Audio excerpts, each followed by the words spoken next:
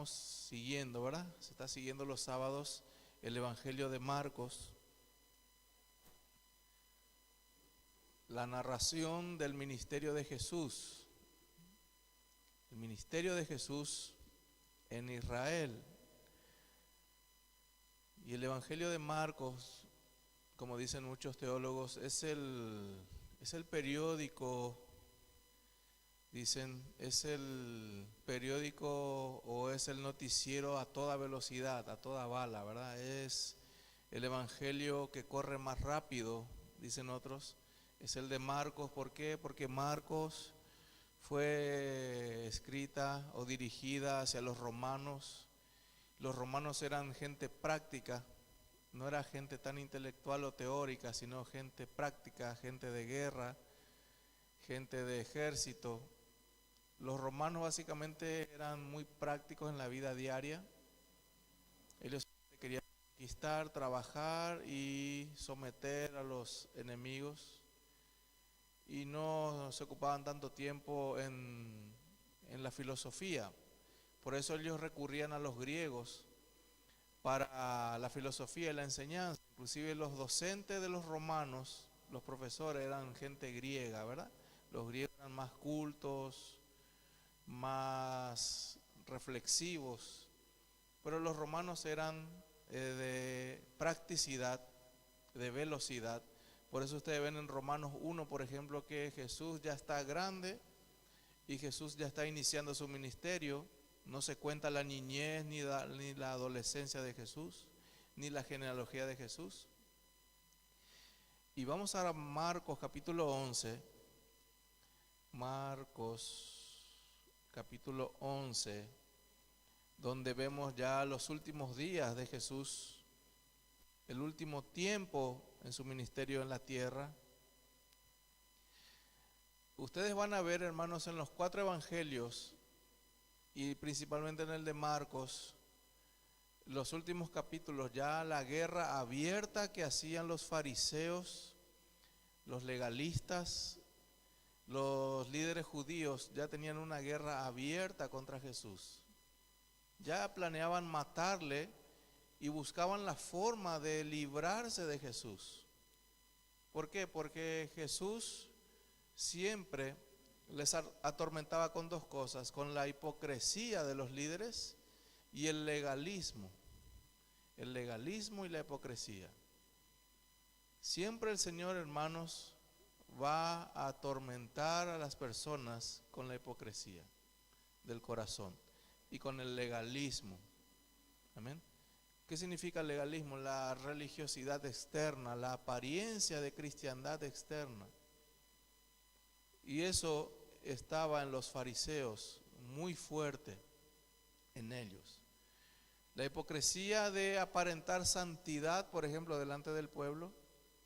La hipocresía de ser conocidos o tener una comunión con el Señor. Y la religiosidad, ¿en cuanto a qué? En cuanto a hacer el énfasis en la justificación por obras.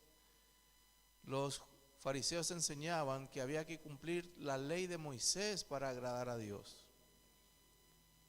Pero Jesús siempre les decía que el problema está en el corazón. Así como hoy, hermanos, el problema del hombre está en su corazón. Siempre el hombre va a tratar de fingir delante de Dios y se va a convertir en una persona hipócrita y en una persona legalista. Y según los históricos o los historiadores cristianos, este suceso ya empieza a suceder desde lunes, martes, miércoles de la semana en donde Jesús iba a ser entregado y morir.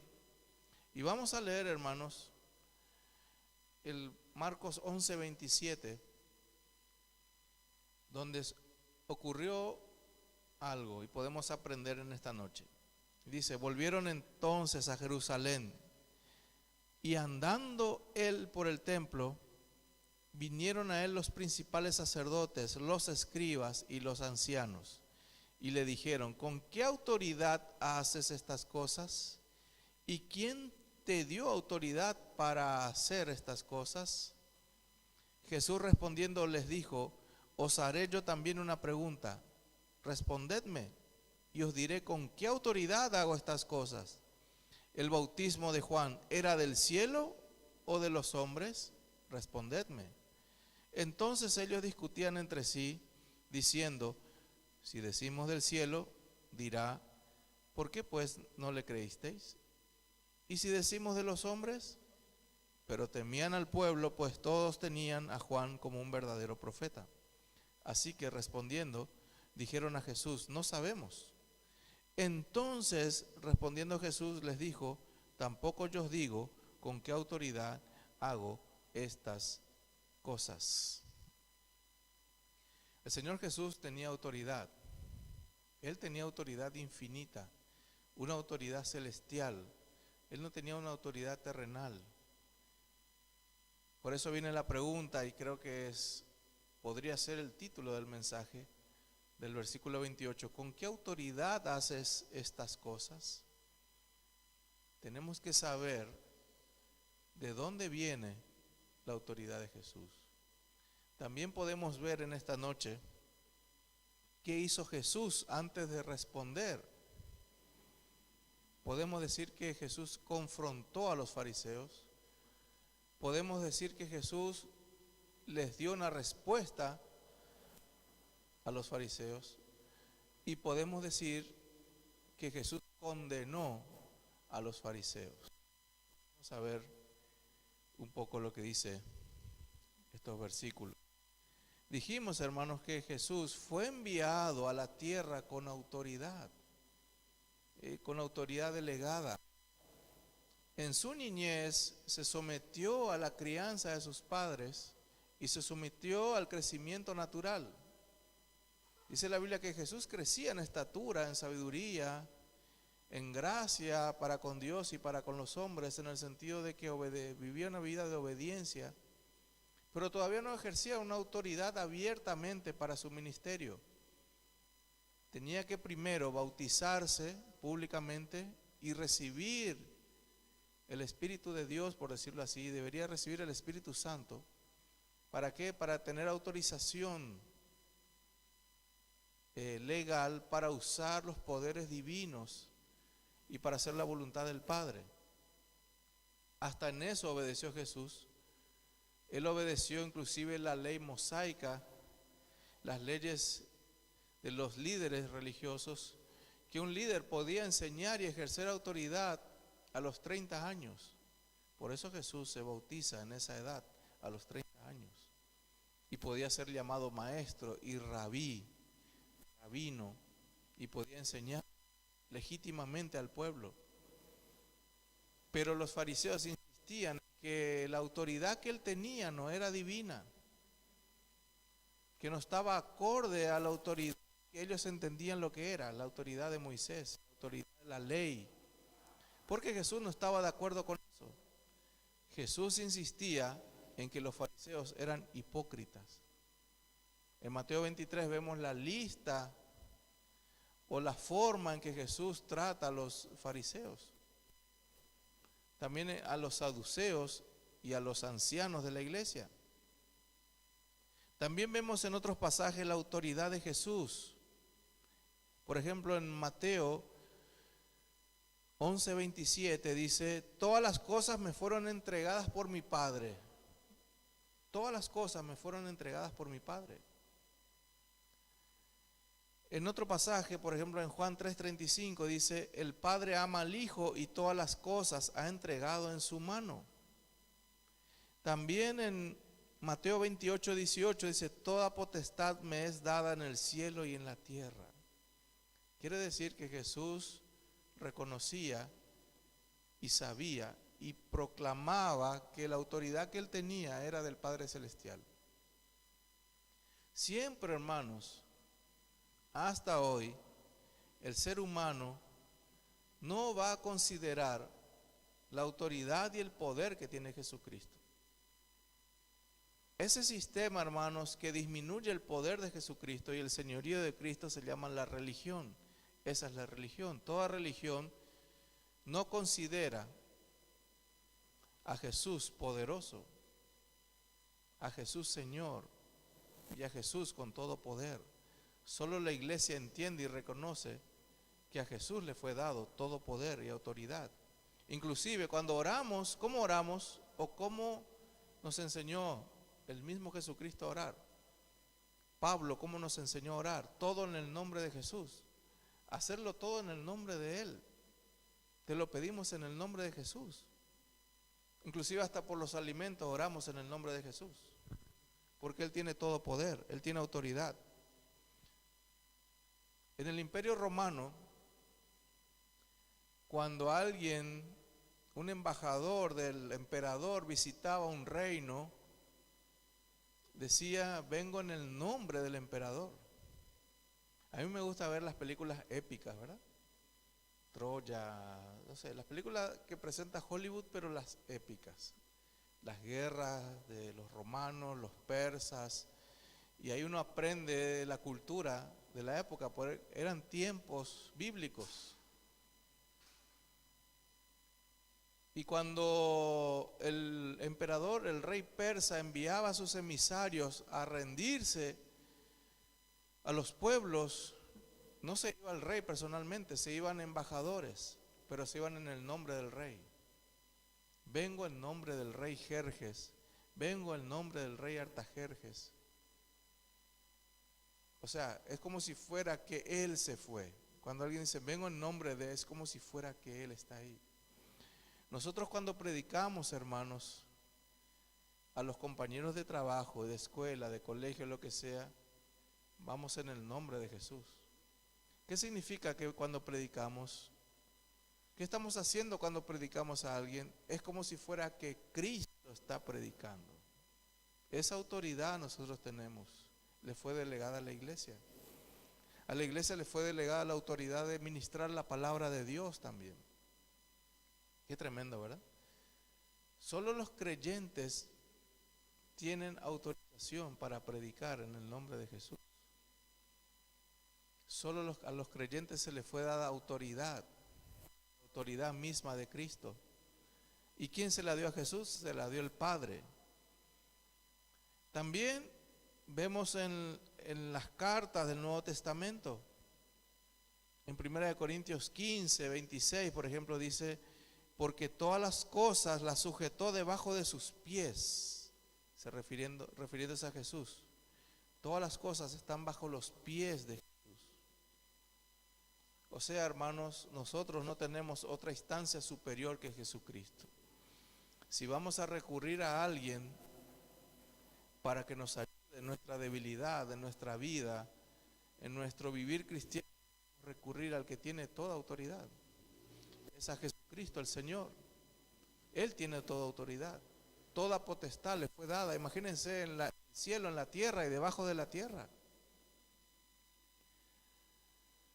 Dice también en 1 Corintios, esta fe la cual operó resucitándole de los muertos y sentándole a su diestra en los lugares celestiales, sobre todo principado, sobre toda autoridad, poder y señorío. También dice, y sobre todo nombre que se nombra, no solo en este siglo, sino también en el venidero.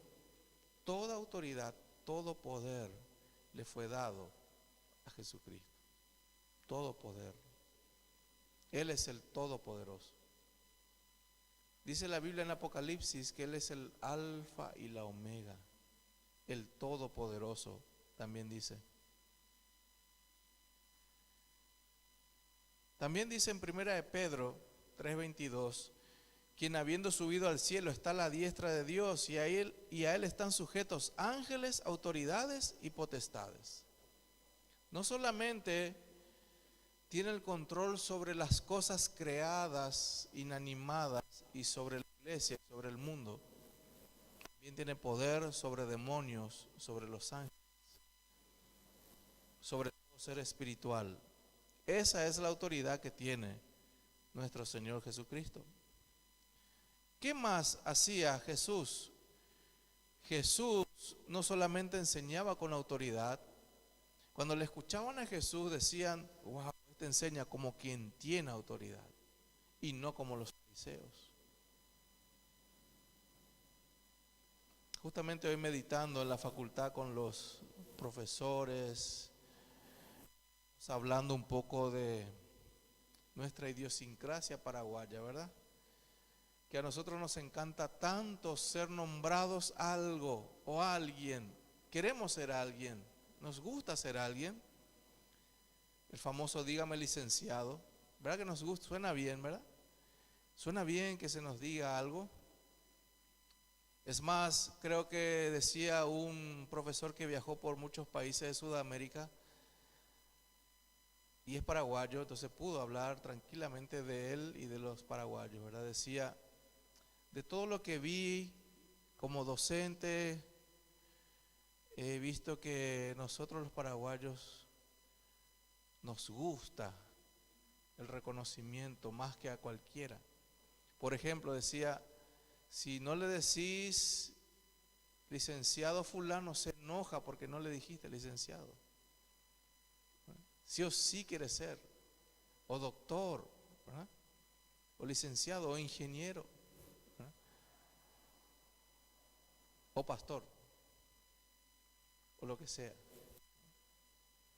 Hola fulano de tal, ingeniero, soy ingeniero, me lo gané, te lo hace saber, ¿verdad?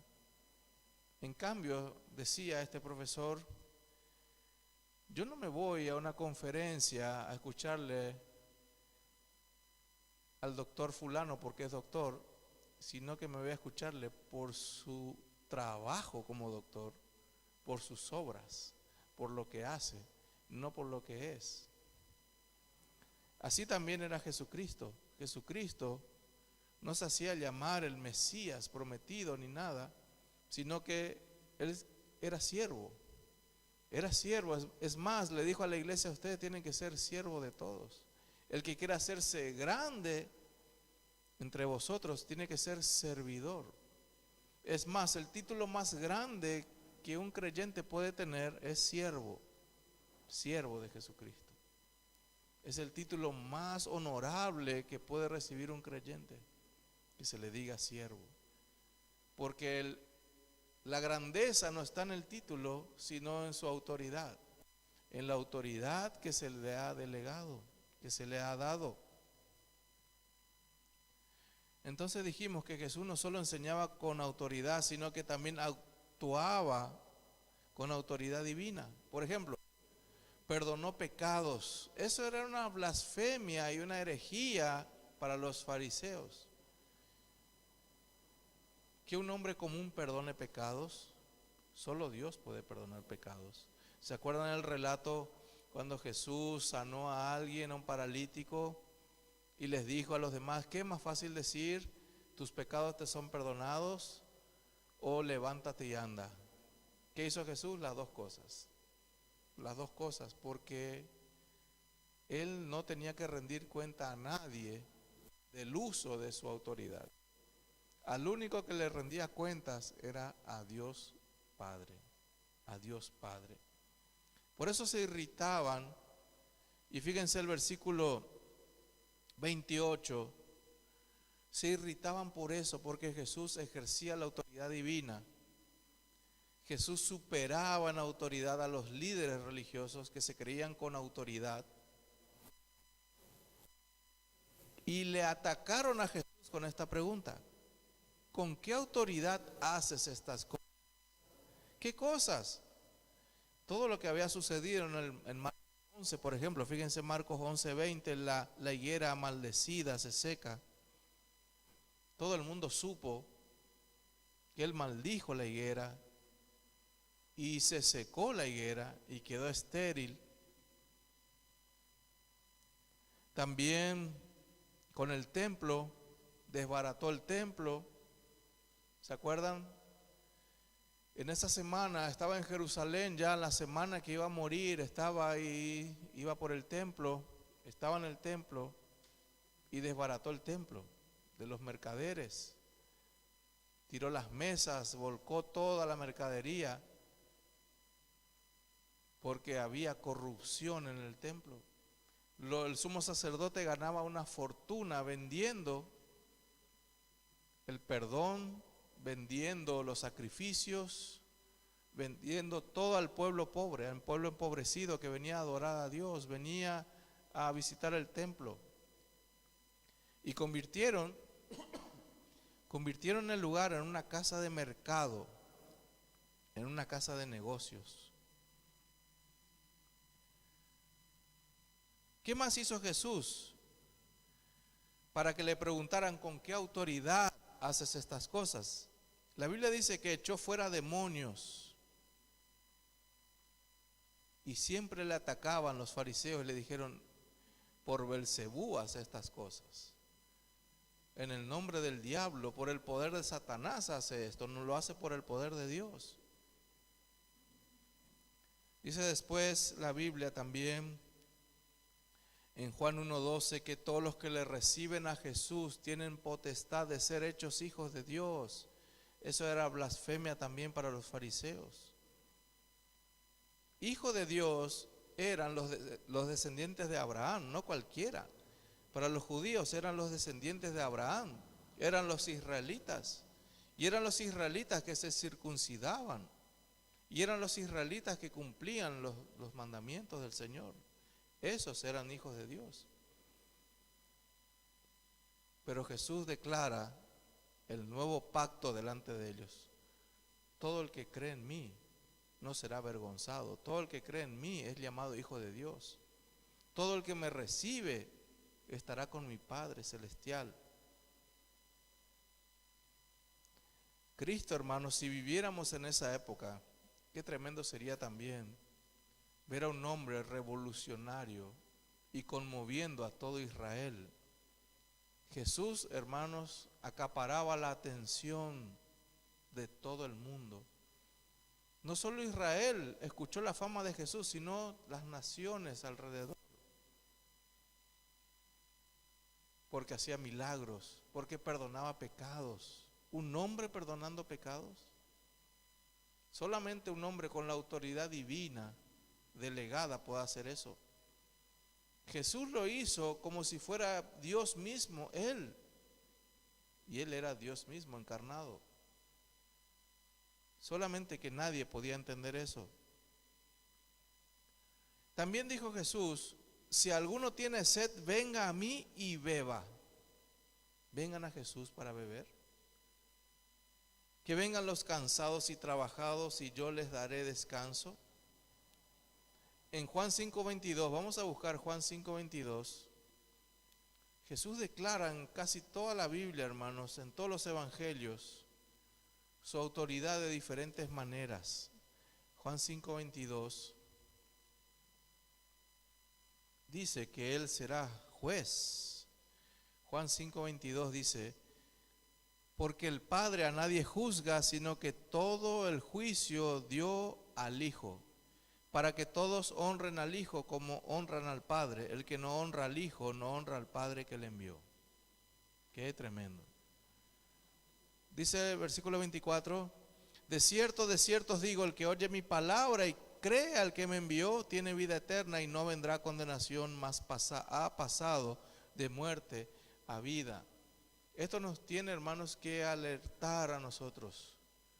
Nos tiene que alertar. Nos tiene que motivar y nos tiene que advertir. Nosotros tenemos que predicar de Cristo afuera. Tenemos que predicar, hermanos, como estaba diciendo en el instituto el miércoles, creo, los términos que pone Cristo. La iglesia, hermanos, no está predicando con, la iglesia de Cristo estoy hablando, no está predicando con autoridad. No está predicando con autoridad. No estamos usando la autoridad que el Señor nos dio. El Señor nos dio autoridad y nos dio el deber de predicar el Evangelio con autoridad. La autoridad de Cristo. Y debemos predicar de Cristo. Y debemos decirle a las personas que se rindan a Cristo. Ese lenguaje ellos tienen que conocer. Que se rindan a Cristo. No solamente livianamente que acepten a Cristo. No ese es el lenguaje que debemos usar con el mundo. Aceptarle a Cristo como un favor o un ruego. tenemos que decirle a las personas que se rindan a Cristo. Porque tenemos que ser conscientes, hermanos, que nuestro Cristo tiene toda autoridad. Toda autoridad. Hoy tiene toda autoridad. Tiene autoridad para enviar al infierno a las personas, hermanos. Y tiene autoridad para dar vida a los muertos.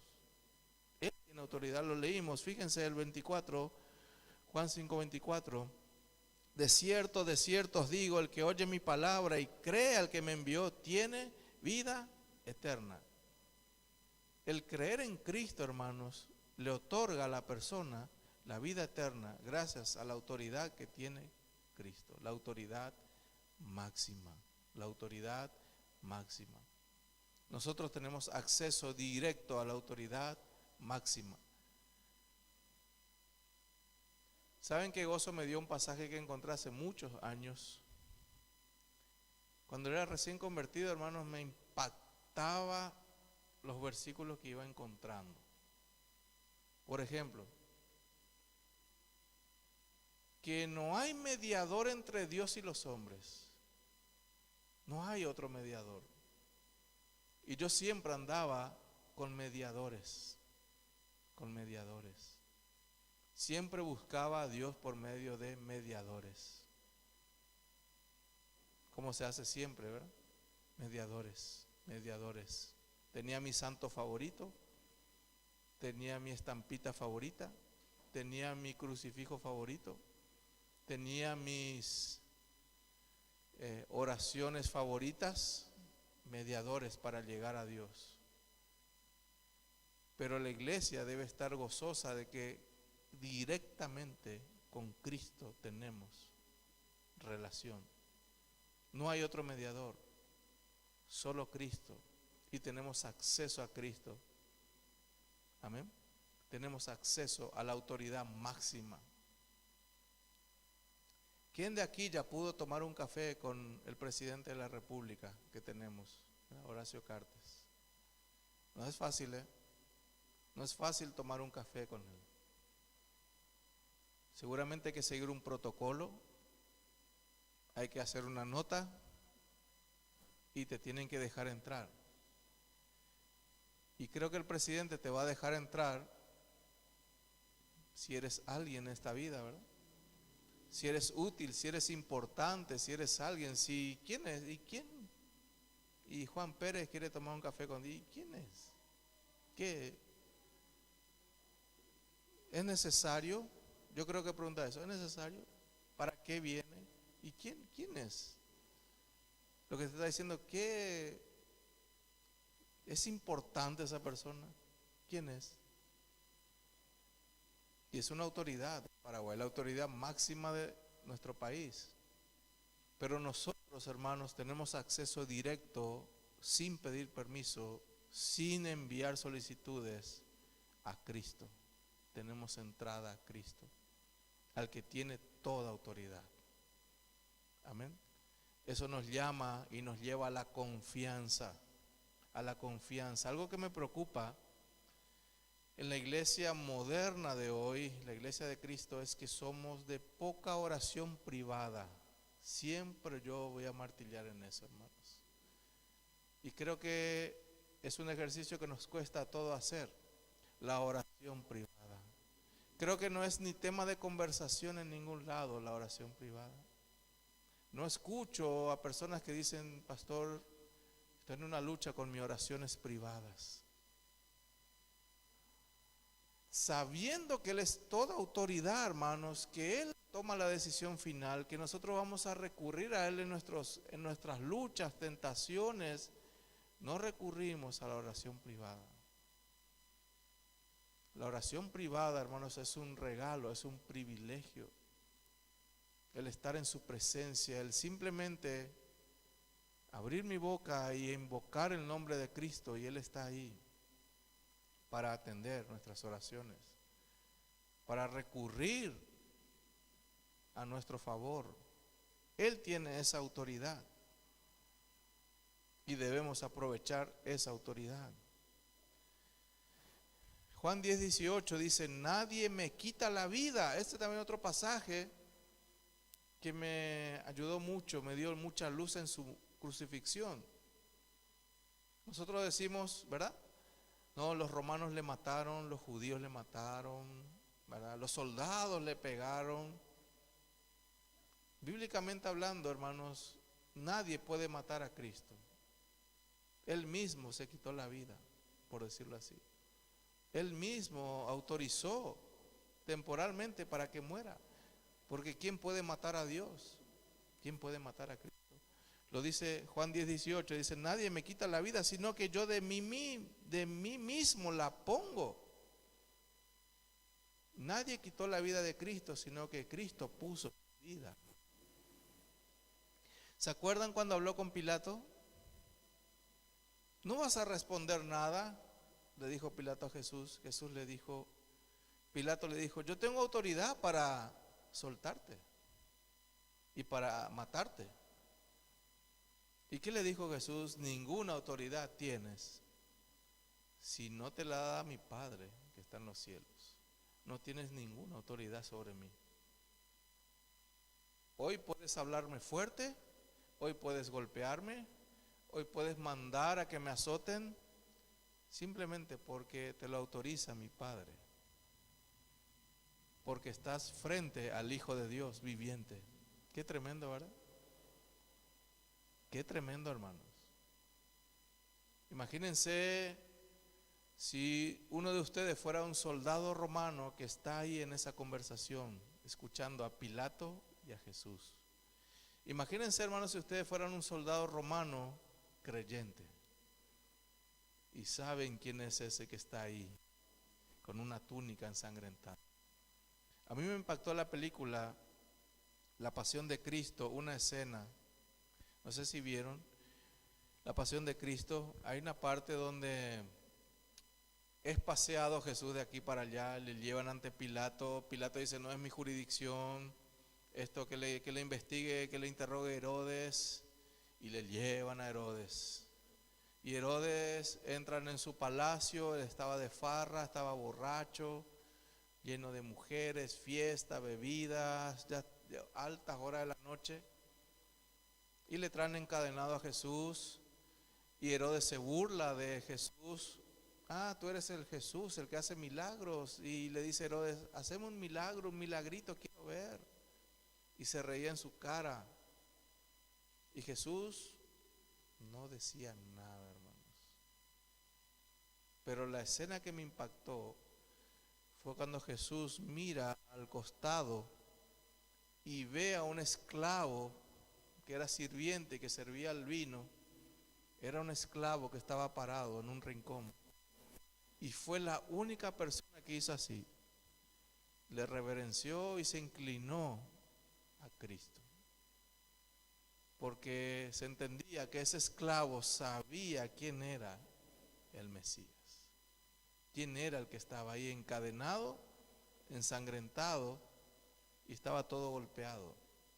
Sabía quién era en el fondo. Era el que tiene toda autoridad. Es el que tiene toda autoridad. Que en ese momento no la usó, sino que dejó nomás como cordero llevado al matadero. Vamos a ver en Marcos otra vez. De ahí viene la pregunta, hermanos. Todo lo que sucedió, todo lo que leímos, vieron los fariseos, los saduceos, los escribas, los ancianos. Escucharon a Jesús perdonando pecados, vieron haciendo milagros a Jesús, le escucharon a Jesús, yo y el Padre somos uno, Él es en mí, yo soy en Él. ¿Qué es esta blasfemia? ¿Qué es esto que está diciendo ese carpintero, verdad? Dice Marcos 11, 28, ¿con qué autoridad? ¿Con qué autoridad haces estas cosas?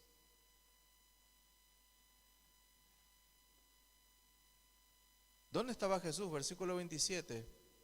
Jesús estaba andando por el templo. Estaba andando por el templo. Era conocido el templo para Jesús. ¿Saben dónde se irritaron los escribas y fariseos? Se irritaban en el templo también. porque los fariseos predicaban cualquier cosa en el templo, predicaban la ley y la interpretaban a su manera.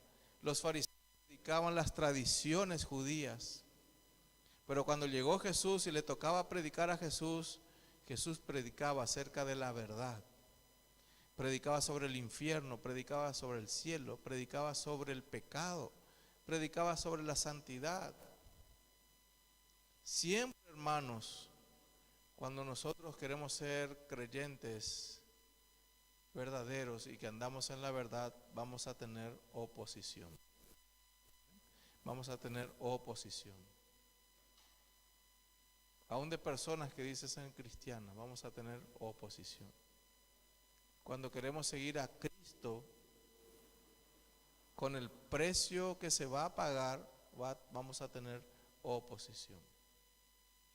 ¿Por qué? Porque vamos a ir en contra del mundo, vamos a ir en contra de la mentira del mundo y vamos a ir con la verdad de Cristo.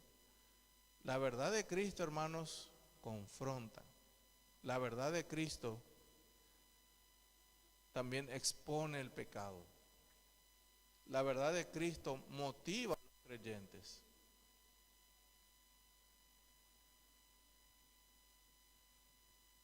Dice el versículo 28, ¿quién te dio autoridad? ¿Quién te dio autoridad? Esta pregunta, hermanos, fíjense con qué autoridad y quién te dio esta autoridad. No era una curiosidad de los fariseos, no era una curiosidad sincera. Ellos no querían averiguar sinceramente quién es, no estaban curiosos. Ellos querían atacar a Jesús. Ellos querían atrapar a Jesús. Ellos querían que Jesús meta la pata para acusarle de blasfemo o de mentiroso. Porque no encontraban nada malo en Jesús. No podían atrapar a Jesús. ¿Cuánto tiempo predicó Jesús en Israel? 3 años y un poco más. 3 años y un poco más. Y Jesús empezó calmadamente. Esta ilustración le voy a hacer. Cuando Jesús caminaba por una aldea de Israel, la multitud le seguía atrás, porque se hizo famoso Jesús. Porque donde estaba Jesús había sanidades, milagros. Y había multiplicación de panes, hasta alimento había. El poder de Dios se manifestaba. Y también había enseñanza. Jesús decía, el que tiene oídos para oír. A algunos les interesaba la enseñanza de Jesús, a otros no. Otros iban por los milagros, las sanidades, así como hasta hoy. Así como hasta hoy. Miles siguen a Jesús solamente por las bendiciones, no por las enseñanzas. El creyente sigue a Jesús por sus enseñanzas. El creyente sincero sigue a Jesús por sus palabras. Mis palabras son vida y paz. Amén, hermanos. Sus palabras son importantes. Su mensaje es importante para mi alma. Y sus bendiciones son añadiduras para mi vida, no lo principal. Ahora, los fariseos y escribas iban al costado. Ellos siempre iban al costado, iban desconfiados. Ellos iban a propósito para escuchar. ¿Qué dice este rabí? Era la competencia. Era un nuevo maestro que llegaba a Israel. Tenía un estilo diferente. Estaba con el pueblo. Una de las diferencias entre Jesús y los fariseos es que Jesús estaba con el pueblo. Jesús abrazaba a los enfermos, algo que los fariseos jamás hacían. Jesús abrazaba a los leprosos y la lepra era contagiosa. Jesús perdonó a la mujer adúltera. Jesús perdonó a pecadores. Jesús tuvo piedad y consuelo y misericordia por los pecadores. Los fariseos condenaban a los pecadores. Los fariseos condenaban a los gentiles. Jesús dio la bienvenida a los gentiles que creen en Él, a todos los que le recibieron. Era un maestro, era un líder diferente Jesús. Era el líder cristiano, era el líder verdadero, era un líder espiritual. Y le empezaron a odiar de a poco a Jesús. Empezó el odio en el corazón, empezó el odio, hasta que ya se juntaron para matarle. Para que tengan una idea del odio que había en Jesús, antes que apareciera Jesús, saduceos y fariseos no se entendían. Ellos no se entendían. Eran del mismo congreso del Sanedrín de Israel, pero ellos no se querían, no se entendían. Los saduceos eran gente rica, los fariseos eran gente legalista y muy estricta en la aplicación de la ley de Moisés. Y eran diferentes, no se entendían, no se querían. Pero imagínense personas que no se entienden, que no se quieren, se juntan y se ponen de acuerdo para matar a Jesús. A Pilato le odiaban los judíos. Herodes no se entendía con Pilato, ni Pilato con Herodes.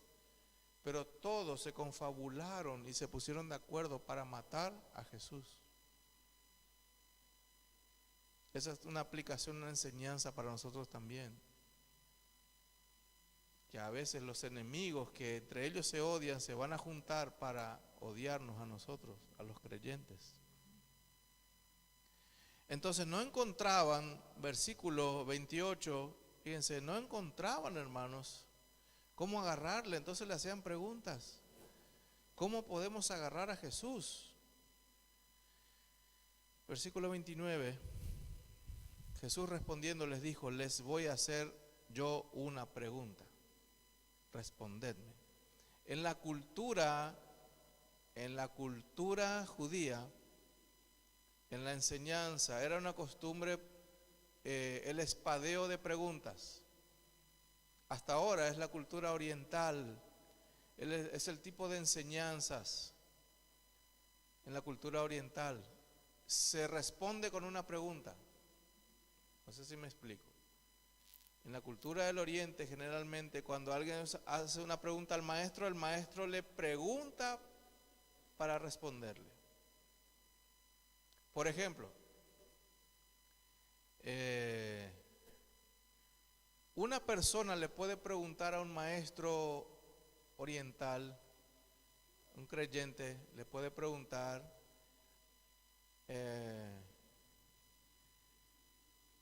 Dios le dice al profesor, ¿Dios ama más a algunos cristianos que a otros o les ama igual?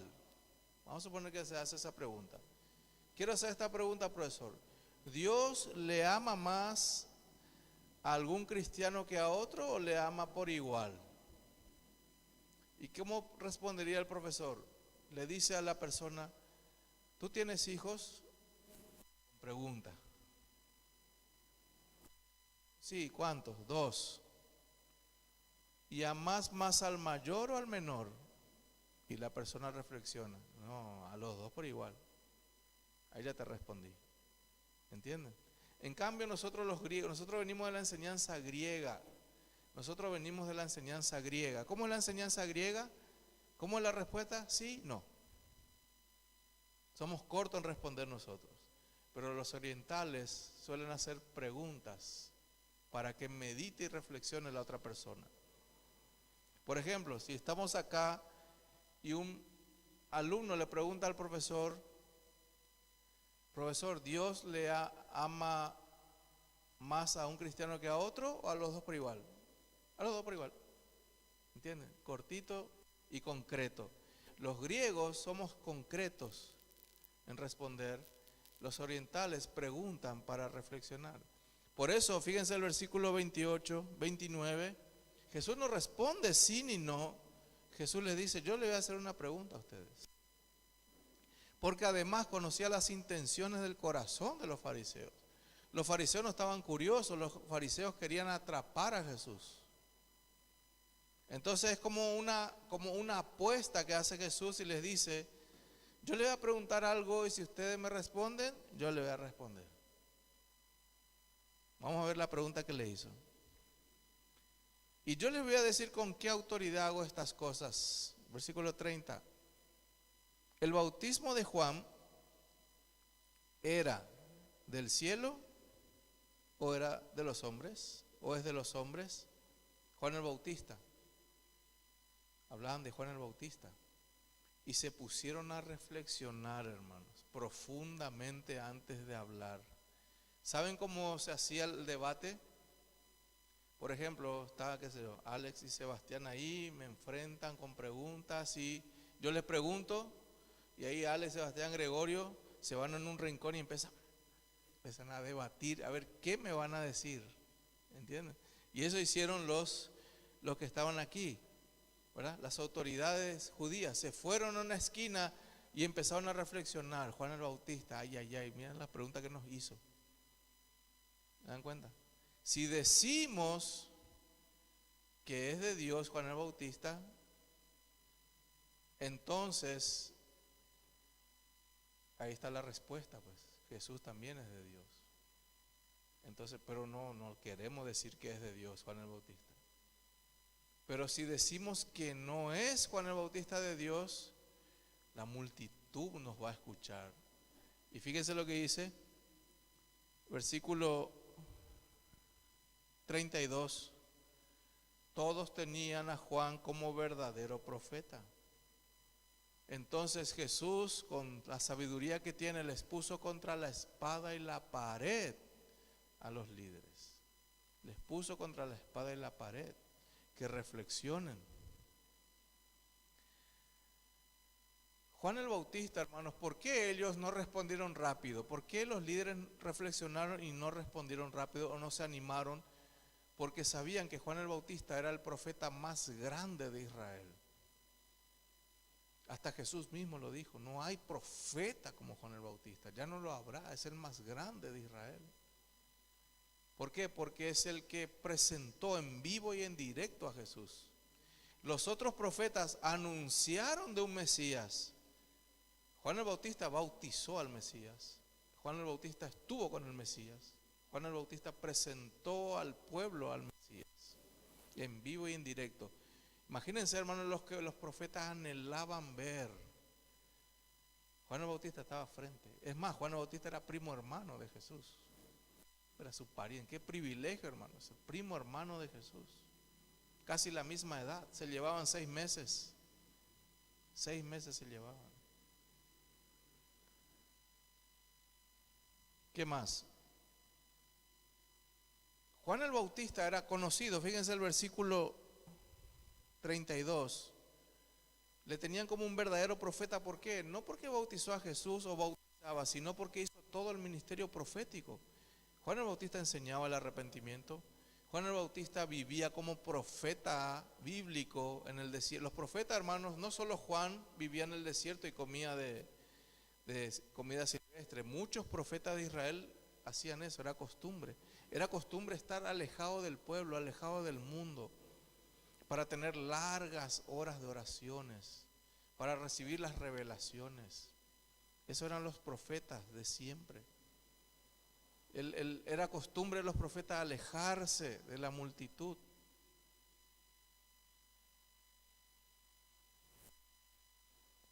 ¿Qué más? ¿Por qué fue famoso Juan el Bautista? Porque él profetizó, porque él enseñaba el arrepentimiento.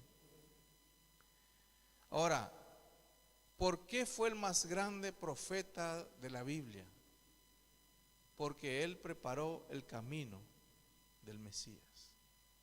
Por eso es. Él preparó el camino del Mesías y estaba ahí. Fíjense el versículo 32. Los fariseos se quedaron entre la espada y la pared porque dice, si decimos que sí, entonces, ¿por qué no le creísteis? Ellos sabían hasta la respuesta que Jesús les iba a dar. Fíjense, hermanos, la cola de paja, como se dice que tenían los fariseos. Versículo 31. Si decimos que Juan el Bautista viene del cielo, entonces, ay, ay, ay, Jesús nos agarra a nosotros, nos atrapa.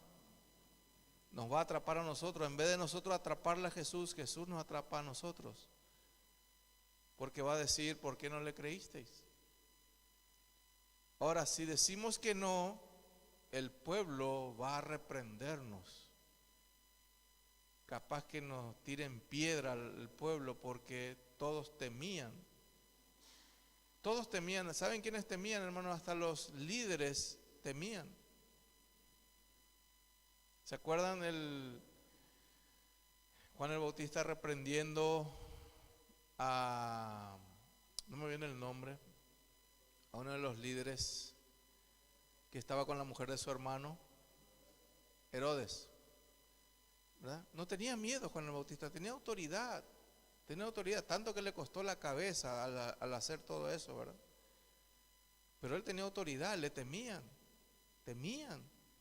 tanto que cuando esta mujer pidió la cabeza de Juan el Bautista, se puso triste el líder, este príncipe el rey, se puso triste porque sabía que Juan el Bautista, hermanos, era respetadísimo en Israel. Era una autoridad. Todos, hasta los inconversos, decían: este es de Dios, este hombre es de Dios, este es un hombre de Dios. Tenían miedo de Juan el Bautista. Tenían temor reverente, por decirlo así, de Juan el Bautista, porque él venía del Señor. Era un profeta de Dios, no era un falso profeta. A Juan el Bautista se le decía el verdadero profeta. Imagínense, hermanos, alguien que te reprende en público, te dice que te arrepientes, vos te molestás, pero no negás que es un verdadero profeta. Qué tremendo, ¿verdad? Entonces, ¿cómo se resuelve este dilema? Fíjense el versículo 33. Dijimos que vino la respuesta de Jesús y luego viene la condenación de Jesús. Versículo 33. Respondió entonces a Jesús: no sabemos cómo responderte, ¿verdad? No sabemos qué decirte, Jesús. Jaque mate. ¿Quién sabe jugar ajedrez aquí? Jaque mate. No hay, estás bloqueado, ¿verdad? Han perdido el debate. No sabemos. ¿Qué dijo Jesús? Entonces, respondiendo Jesús, les dijo: tampoco yo os digo con qué autoridad hago estas cosas. ¿Qué significa, hermanos, que Jesús no les va a decir, no les va a revelar? ¿Qué significa? Que están apartados de Dios, que están condenados. Es una sentencia para los fariseos. El no revelar, hermanos, las verdades a las personas es como una sentencia, es una condena. La Biblia dice que no tiremos perlas a los cerdos. Eso significa, ¿verdad? En ese sentido. ¿Para qué ya voy a hablar de mis verdades? ¿Para qué voy a decir que vengo del Padre si ustedes no creen? Entonces ya no les voy a responder. Ya no les voy a responder. ¿Qué más aprendemos, hermanos? Que la misericordia y la paciencia del Señor tiene un límite. Tiene un límite. Tuvo paciencia Dios con los fariseos 3 años. Pero luego en Mateo 23 dice: ay, los hay. Cuando dice hay en la Biblia es una condenación. Vamos a Mateo 23 para ver algunos de los ayes. Ayes es juicio.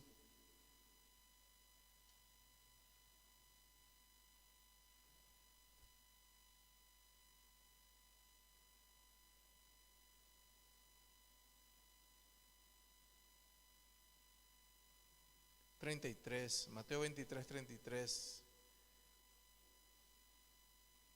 En el 29 empieza eso, ¿verdad? Ay de vosotros, escribas hipócritas, fariseos. En el 33 dice: serpiente, generación de víboras, ¿cómo escaparéis de la condenación del infierno? ¿Cómo van a escapar si están condenados? Porque no creen en mí. Mi paciencia se acabó, dice en Mateo 23. ¿Se acuerdan cuando estaba detenido Jesús, estaba interrogado? Jesús dice: yo siempre hice públicamente todo, yo hice todo público. Mi testimonio fue público, mis milagros, los milagros fueron todos públicos, yo no escondí nada. Yo y el Padre somos uno, eso lo dije públicamente, decía Jesús. Todo hice públicamente, abiertamente. y aún así no creyeron, me rechazaron, entonces yo también les rechazo. Por eso dice Marcos, volvamos rapidito ahí, Marcos 11:33, es una sentencia de muerte eterna para los fariseos. Fíjense, al final, tampoco yo os digo. Esa frase, hermanos, es una sentencia. Tampoco yo les voy a decir. Imagínense que Jesús no quiera revelar su verdad. Para reflexionar, hermanos, no nos cansemos de predicar el Evangelio. No nos cansemos de predicar el Evangelio, porque Jesús tiene paciencia con las personas. Pero también debemos advertir a las personas que predicamos que la paciencia no es infinita. Dios tiene un límite de paciencia también. Dios tiene un límite y Dios sabe el límite de la persona. No lo sabemos nosotros, pero Dios tiene un límite. Amén. Dios tiene un límite, Dios tiene paciencia y grande es su misericordia hasta los cielos, pero también el tampoco, imagínense, hermanos, que alguien escuche o Dios sentencia, tampoco vas a recibir vida eterna. El tampoco de Dios es definitivo, es definitivo. ¿Qué más aprendemos? Aprendemos que tenemos que predicar el Evangelio con la autoridad de Jesús, contra toda oposición. Muchas veces, hermanos, tememos predicar, invitar a la iglesia a las personas porque tenemos temor, o no creemos que tenemos esa autoridad de predicar el Evangelio, amén, de hablar de Cristo sin temor. Tenemos autoridad, amén.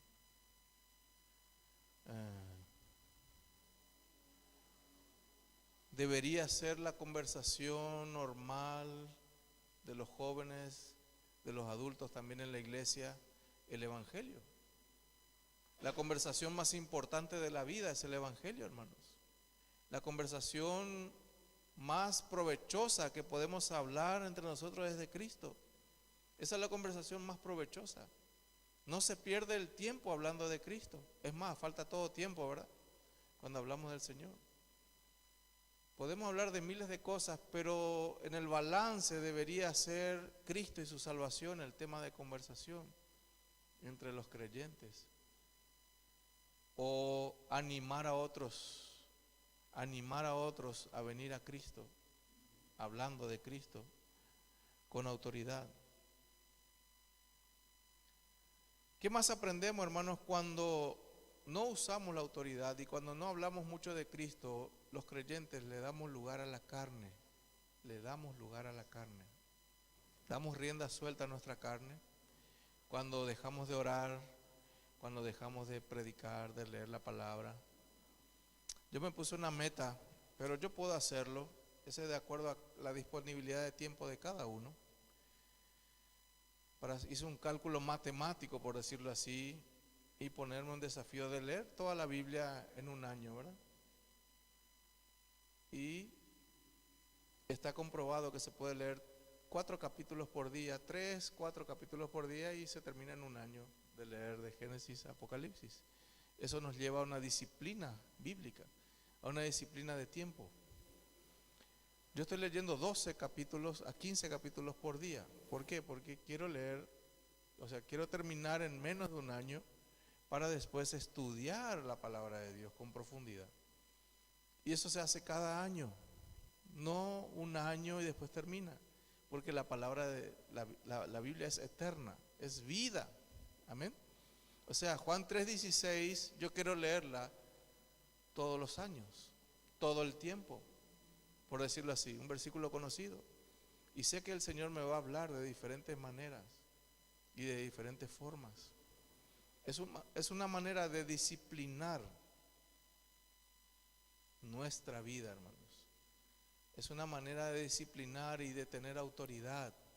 Es una manera de ejercer autoridad cuando hablamos con más convicción, con más pasión, cuando conocemos mejor la palabra, cuando conocemos mejor al Señor, hablamos con más seguridad.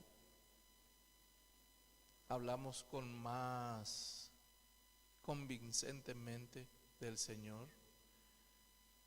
¿Por qué? Yo decía, ¿por qué Juan el Bautista no tenía miedo ni que le corten la cabeza? Porque en el desierto pasaba tiempo con Dios. En el desierto pasaba fuertemente la comunión con Dios. Lo mismo el Señor Jesús.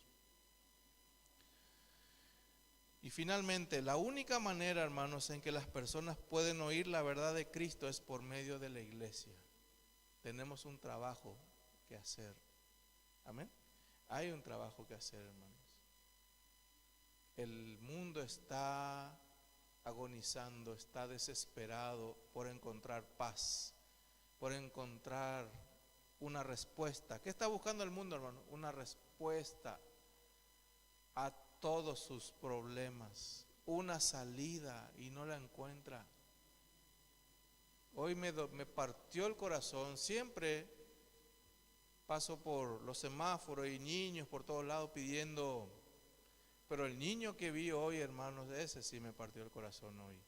Era un jovencito y se nota que estaba, pero totalmente estropeado por las drogas. Ese sí que ya no sabía ni dónde estaba parado, hermanos. No sabía ni quién era. Él ya no miraba, le bocinaban todo porque se ponían frente a un ómnibus, se ponía frente a un camión. Ya estaba todo sucio, drogado, abandonado. Así está nuestra ciudad, hermanos, así está nuestro país. Ese niño podría estar bien peinado, bañadito, estar en una escuela, estar jugando, estar trabajando. Así está, hermanos, nuestra ciudad, ¿verdad? Así está sufriendo la gente. Así sufren las familias. Por eso la iglesia debe predicar el evangelio. Amén. Debemos predicar con la autoridad de Cristo. Dice en Romanos 10, 13 y 14, ¿cómo pues invocarán a aquel en el cual no han creído? ¿Y cómo creerán si nadie les predica? ¿Cómo creerán si nadie les predica? ¿Cómo van a creer? ¿Y cómo irán si nadie les predica? Apocalipsis 2:26. Y hay una promesa. Les dejo con esta promesa del Señor. Para los que sin temor, para los que son valientes en predicar el evangelio, en invitar a que vengan a la iglesia o tener la intención de presentar a Cristo, porque hay que ser valiente, hermanos, para predicar de Cristo. Apocalipsis 2:26. Al que venciere y guardare mis obras hasta el fin, yo le daré autoridad sobre las naciones. Al que venciere. Cristo es el vencedor, Él ya venció. ¿Qué significa este pasaje? Que Él quiere compartir, quiere dar el privilegio a los santos, más todavía, grandes recompensas por los que fueron valientes. Los que son valientes en compartir el evangelio.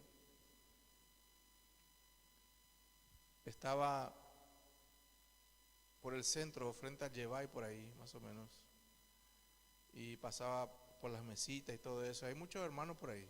Me doy cuenta que hay bastante cristianos, parece, por ahí. Y había, parece, una persona creyente, por lo visto, estaba predicando de Cristo. Y como las mesitas están todas juntas, entonces se nota que Él les predica siempre a los que están alrededor.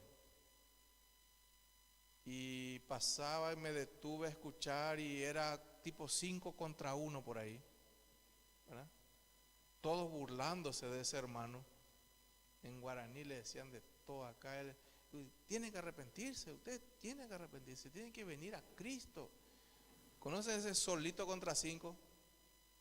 Qué tremendo. No, todo ahí frente a los turistas, ¿verdad?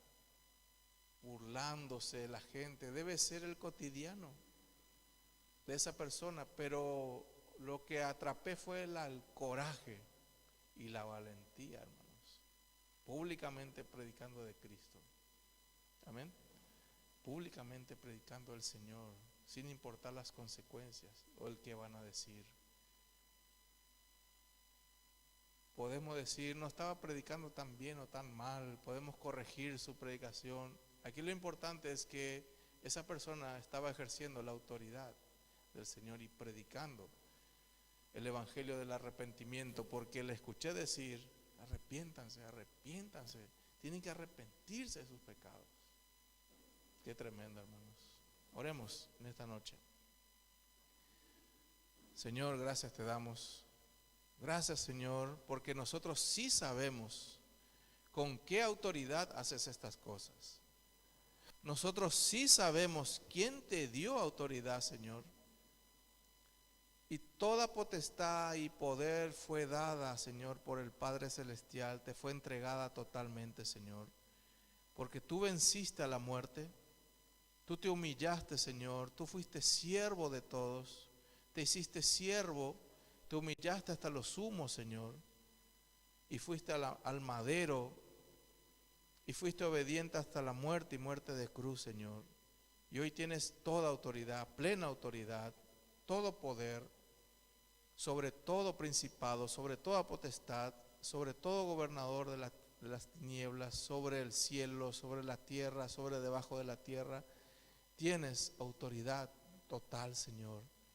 Nosotros sí sabemos quién te dio esa autoridad, de dónde sacas la autoridad, y sabemos que tú nos diste autoridad, Señor, cuando recibimos el Espíritu Santo, porque tú prometiste, recibiréis poder cuando venga sobre nosotros el Espíritu Santo. Poder para predicar la palabra de Dios, poder para ministrar, poder para orar, poder para evangelizar. Recibimos la autoridad de Cristo. Gracias te damos, Señor, porque tenemos esa autoridad delegada. La iglesia es la autorizada, es la institución autorizada aquí en la tierra para predicar tu palabra, Señor. Que nosotros aprovechemos ese gran privilegio, Señor, y predicar sin temor tu palabra. Proclamar tu verdad, declarar tu justicia ante el mundo, Señor. Y el mundo no va a entender, Señor. Solamente los que oyen con fe van a entender. Solamente los que se arrepienten, solamente los que reciben vida eterna van a ir comprendiendo de dónde viene toda esa autoridad, Señor. Gracias te damos en esta noche. Gracias por tu palabra, Señor. Bendice a mis hermanos que están aquí, Señor. Bendícele, Señor, en todas sus áreas. Bendícele en sus luchas, Señor. Bendícele, Señor, en su devocional diario. Bendícele, Señor, en su diario vivir, en su cotidiano, Señor. Bendícele, Señor, con tu presencia. Qué mejor bendición, Señor, que tu presencia, abundando en sus corazones. Qué mejor bendición que el amor de Cristo en nuestra vida. Qué mejor bendición, Señor, que el aliento, Señor, de tu Espíritu sobre nosotros. Qué mejor bendición que tu compañía, Señor, todo el tiempo, en medio de tribulaciones, en medio de tormentas, en medio de luchas, y también en tiempos de gozo y alegría, Señor. Bendice a mis hermanos, Señor. Te damos gracias por el culto de esta noche, Señor.